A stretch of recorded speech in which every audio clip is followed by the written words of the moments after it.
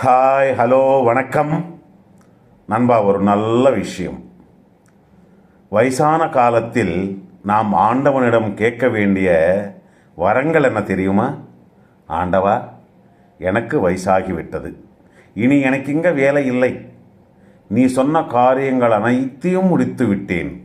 அதனால் அனாயாசேன மரணம். ஈஸ்வரா, ஒரு கஷ்டமில்லாமல் எனக்கு மரணத்தை தாருங்கள் என்று கேட்க வேண்டும்.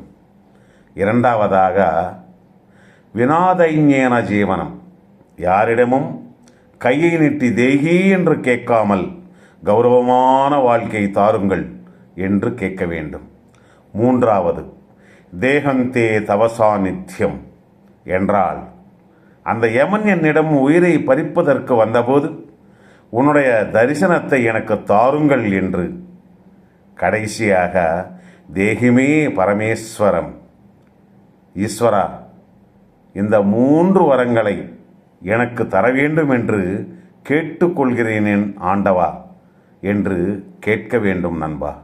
மறந்து கூட அந்த பரமசிவனின் நாமத்தை நினைக்காத நிமிஷமே இருக்கக்கூடாது. ஒரு தடவை ஸ்ரீகிருஷ்ண பரமாத்மா என்ன சொன்னார் கேளுங்கள். நீ செய்யும் வேலையில் வெற்றி பெற வேண்டும் என்று நினைக்காதே, தோற்று போனாலும் பயந்து விடாதே. நீ செய்யும் வேலையில் நீ நேர்மையாக செய்தால் நீ நினைத்தது மட்டுமல்ல, அதைவிட முக்கியமானது, அவசியமானது உன்னை தேடி வரும். உன்னுடைய பணியை நீ செய்து முடித்துவிடு. உன்னுடைய கஷ்டங்களை நான் பார்த்து கொள்கிறேன் என்று சொல்லியிருக்கார். இன்னொரு முக்கியமான விஷயம், மனைவி கணவனுக்கு கண்ணாடி போன்றது. அவர் சிரித்தால் மனைவியும் சிரிப்பாள். கணவன் அழுதால் மனைவியும் அழுதிடுவாள். மனைவியை திட்டினால் திருப்பி மனைவி திட்ட முடியாது, அடித்தாலும் திருப்பி அடிக்க முடியாது. கணவனுடைய கோபத்தாபங்களுக்கு மனைவியினுடைய இதயம் என்ற கண்ணாடி உடைந்து விடும்.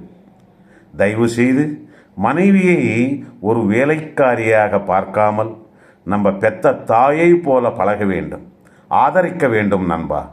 அவங்க தான் நம்ம வீட்டு விளக்கு, மகாலட்சுமி.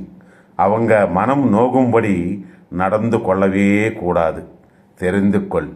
மீண்டும் நாளை சந்திப்போம். நன்றி, நன்றி, வணக்கம்.